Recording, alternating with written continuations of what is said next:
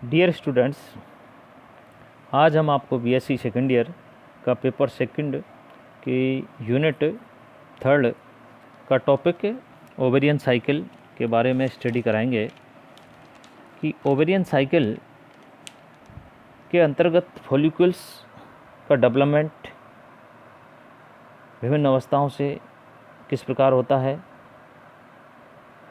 और ovarian cycle को study की दृष्टि से 4 चरणों में डिवाइडेशन किया गया है। नंबर 1 प्राइमरी फॉलिक्यूल का फॉर्मेशन, नंबर 2 इन फॉलिक्यूल्स का maturation, number 3 ovulation, number 4 corpus luteum एवं इसका अपघटन। सबसे पहले हम यहाँ पर प्रिमोर्डियल फॉलिक्यूल्स का निर्माण के बारे में बताते हैं कि अंडाशय में ओवम के निर्माण की प्रक्रिया को ही हम oogenesis कहते हैं। oogenesis की प्रक्रिया का स्टार्ट मादा प्राणी के गर्भ में ही हो जाता है। इस अवस्था में अंडाशय के भीतर प्रिमोर्डियल जर्म सेल से ओगोनिया नामक डॉटर सेल्स बनती है। ये ओगोनियल सेल्स डिप्लॉयड सेल्स होती है और ये कोशिका अंडजनन के प्रारंभ में ही कई बार समसूत्री विभाजन माइटोसिस द्वारा डिवाइडेड होती है और ये अंडजननी सेल्स ओगोनिया एक बड़ी संख्या में ओवरी में पाई जाती है। ये प्राइमरी oocytes में कन्वर्ट हो जाती है। प्राइमरी oocytes में अर्धसूत्री विभाजन म्यूसिस स्टार्ट हो जाता है जो प्रथम अर्धसूत्री विभाजन की प्रोफेज अवस्था में रुक जाता है। प्रत्येक प्राइमरी oocytes के चारों ओर चपटी ग्रेनुलोसा सेल्स की एक परत बना लेती है और ये चपटी ग्रेनुलोसा सेल्स की एक परत से घिरा हुआ प्राइमरी अंडक प्राइमरी प्रीमोर्डियल फॉलिकल कहलाता है। जन्म के समय एट बर्थ मादा नवजात शिशु के अंडाशय में लगभग 10 लाख 1 मिलियन प्राइमरी फॉलिक्यूल्स होते हैं और यौवनारंभ प्योवर्टी प्राप्त करने के पश्चात फीमेल में प्रत्येक माह एक ओवम एक प्राइमरी फॉलिक्यूल के मैच्योरेशन के परिणाम स्वरूप निर्मित होता है। जन्म के समय से यौवनारंभ तक संपूर्ण बाल्यावस्था में प्राइमरी फॉलिक्यूल को इसी अवस्था में बनाए रखने के लिए कुछ हार्मोन उत्तरदायी होते हैं। इनको हम oocyte मैच्योरेशन इनिबिशन फैक्टर कहते हैं। ये हार्मोन फॉलिक्यूल की ग्रेनुलोसा सेल्स से सीक्रेटेड होते हैं और ग्रेनुलोसा सेल्स प्राइमरी अंडक को पोषण भी प्रदान करती है। नंबर 2 पुटकों का परिपक्वन, maturation of follicle. Ovarian cycle के प्रारंभ में यौवनारंभ के साथ होता है। मादा के यौवनारंभ के प्रारंभ से संपूर्ण रिप्रोडक्टिव एज में प्रति माह एक अंडाणु निर्मित होता है। यह सब ओवेरियन साइकिल के अंतर्गत होता है। इस प्रकार संपूर्ण जो रिप्रोडक्टिव एज होती है उसमें लगभग 400 अंडाणु निर्मित होते हैं। अंडाशय में जन्म के समय या बाल्यावस्था में लगभग 10 लाख प्राइमरी अंडक होते हैं, परंतु यौवनारंभ के समय केवल 400 प्राइमरी अंडक ही रहते हैं, जिनमें से एक अंडक अंडाशय चक्र में प्रवेश करके ओवम का निर्माण करता है और सभी अतिरिक्त जो अंडक होते हैं वो अपघटित हो जाते हैं। प्रतिमाह होने वाले अंडाशय चक्र में अंडाशय या फॉलिक्यूल में निम्नलिखित प्रकार के परिवर्तन होते हैं जिनको हम आपको डिटेल्स में बताते हैं। नंबर 1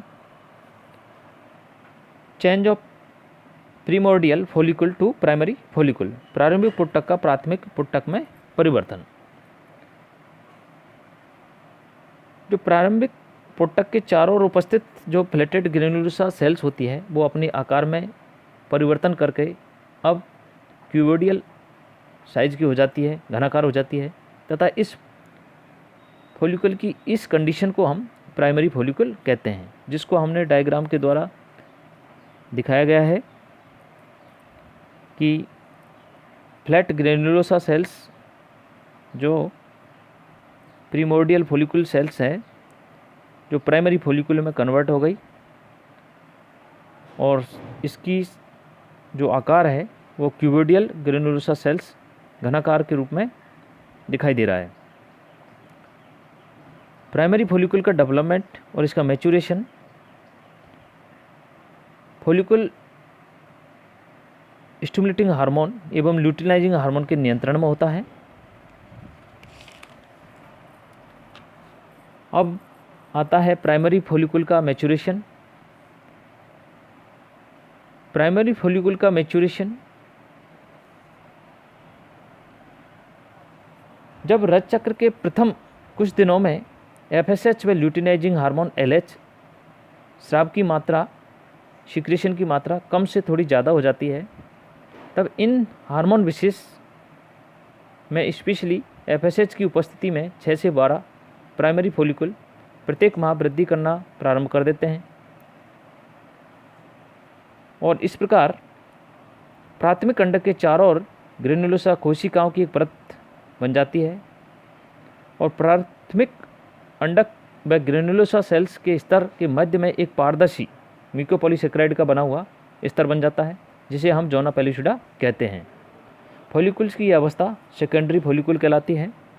यहाँ पर डायग्राम के द्वारा ओवरियन साइकिल के अंतर्गत अंडाशय में अंडाशय फोलिकुल के डेवलपमेंट को दर्शाया गया है। नंबर 1 अंडजननी को घेरे हुए ग्रेन्युलोसा सेल्स। नंबर 2 पे है प्राइमरी फोलिकुल्स, जिसमें 3 से लेकर 5 तक परिपक्व होते हुए फोलिकुल्स दिखाए गए हैं। नंबर 6 पर ग्रिफिन फोलिकुल्स। नंबर 7 पर ओवुलेशन के दौरान फटता हुआ फोलिकुल और नंबर 8 पे दर्शाया गया है कार्पस ल्यूटियम और नंबर 9 पे दर्शाया गया है कार्पस एल्बिकेंस।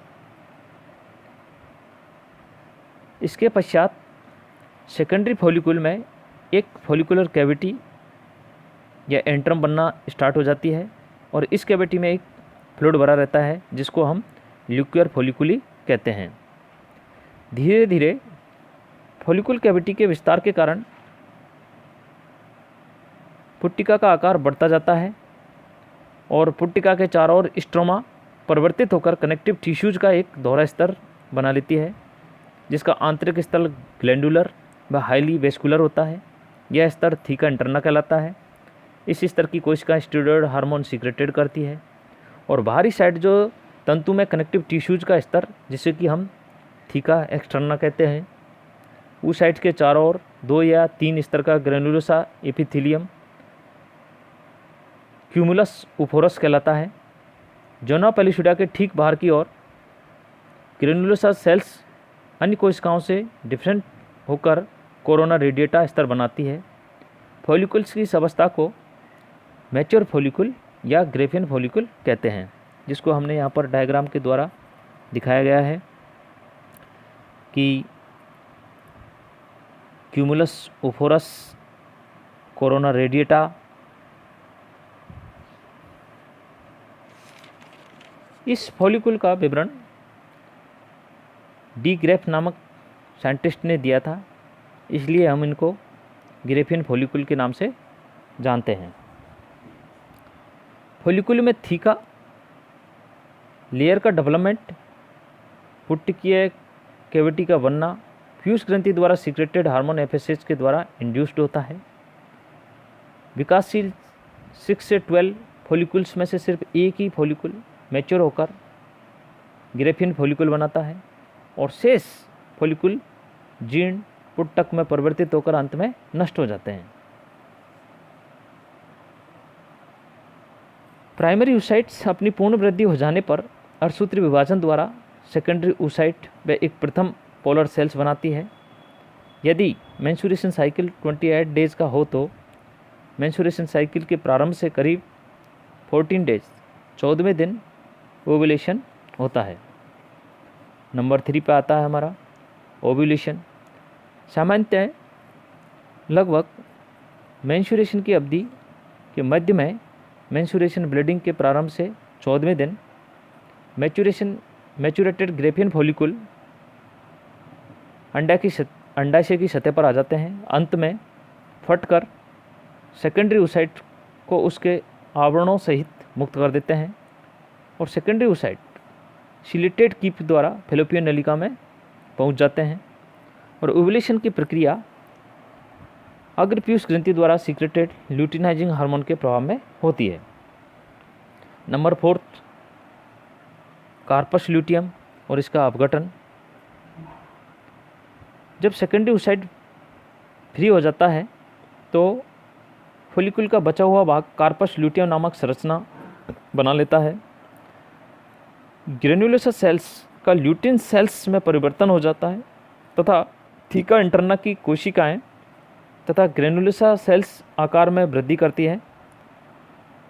तो इन कोशिकाओं के साइटोप्लाज्म में येलो फैट युक्त पदार्थ इकट्ठा हो जाता है जिसे कि ल्यूटिन कहते हैं और इस प्रक्रिया को ल्यूटिनी भवन कहते हैं।